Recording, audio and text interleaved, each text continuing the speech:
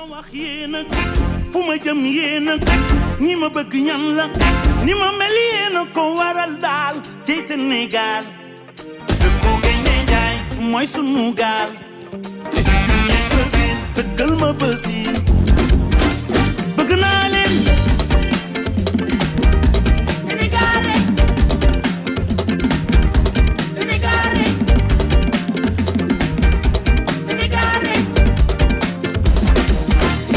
ni ngeen di béggee noonu lay béggee ni ngeen di solo noonu lay solo yéen fi ngeen dëkk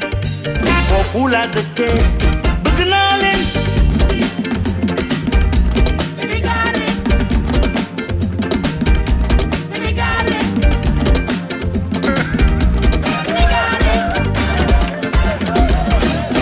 ni ngeen ko bëggee noonu lay demee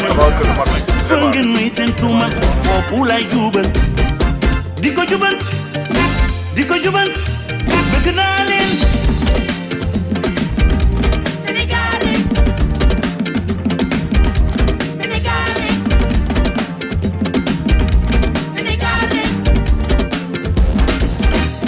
ni képp ku sew mu ma gën a wax ju sew ni képp ku sew mu ma gën a wax ju sew ah képp ku sew dafay dundal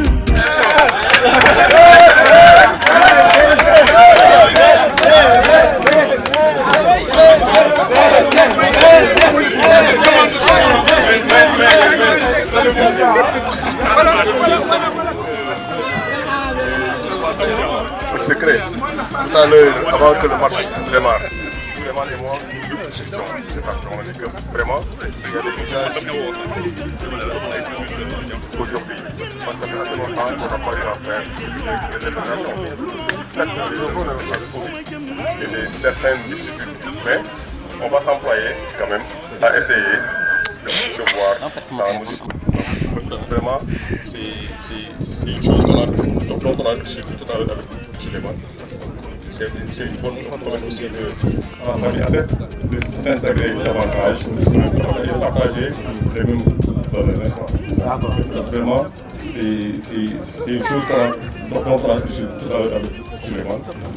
C'est une bonne chose aussi que l'amical ait pris la balle. Bon, on peut prendre l'initiative, mais dans tous les cas, ça sera intégré, Inch'Allah.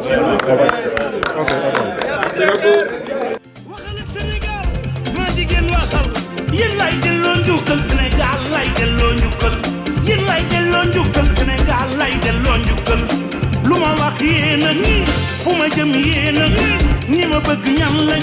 ñi ma mel yéen a ko waral daal ci Sénégal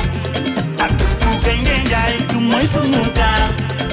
junjun nga jësin dëggal ma bësin ak junjun nga jësin ni dëggal ma bësin